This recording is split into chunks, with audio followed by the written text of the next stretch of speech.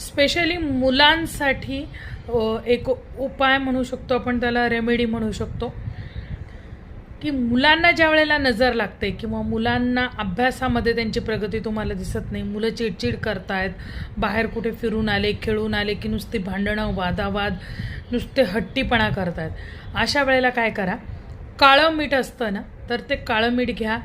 त्यांच्या बघा तुम्ही मार्क करा, तुम्ही त्यांना मंगळवार शनिवार काळं मीठ पाण्यामध्ये टाकायचं, त्यांनी आंघोळ घालायची, पहिल्यांदा मिठाच्या पाण्याने घालायची, नंतर साध्या पाण्याने आंघोळ करायची. तर नुसतं याने सुद्धा त्यांच्या आयुष्यामध्ये किती बदल होऊ शकतात. चिडचिड कमी होईल, हट्टीपणा कमी करतील, अभ्यासामध्ये फोकस करतील.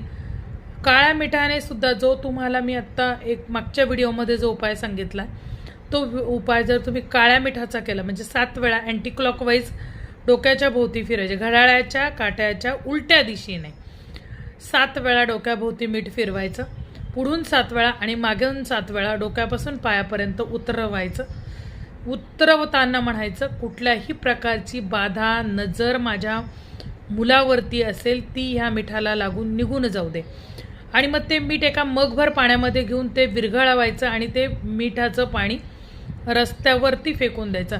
काळ्या मिठाचा सुद्धा खूप चांगला उपयोग होताना बघायला मिळालेला आहे, अनुभव घेतलेले आहेत स्वतः मी सुद्धा. कारण की आहेत अशी काही मुलं की जी फार चिडचिड करायची, मग काहीही कारण नाही आहे तरीसुद्धा मुलं चिडचिड करतात.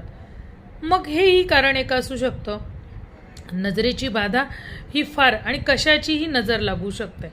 त्यामुळे सगळ्यात जास्त म्हणजे आईचीच मुलाला लागते. हे माहिती आहे का, आपला मुलगा कसा प्रगती करतो, आपलं मूल काय करतं, हे सगळ्यात पहिले आईच्या लक्षात येतं. आणि मग आई मनातल्या मनात स्वतःच कौतुक करते, बापरे माझं मूल किती गोड आहे ना, असं म्हणलं तरीसुद्धा नजर लागते. म्हणून हा उपाय करायचा, जेणेकरून मुलाची नजर निघून जाईल. आणि असंही मी ऐकलं की आजीनी किंवा घरात तुमच्या दुसरं मेड वगैरे तुमच्याकडे येत असेल, कामवाल्या मावशी ताई कुणी येत असतील, त्यांच्याकडनं काढून घ्या. आईनी काढलेली दृष्ट पटकन निघत नाही, त्यामुळे दुसऱ्या कुणाकडनं काढून घेतली तरी चालेल. आणि अगदीच कोणी नसेल तर आईनी काढलेली चालते, असं काही नाही की आईनी काढूच नाही, बरं.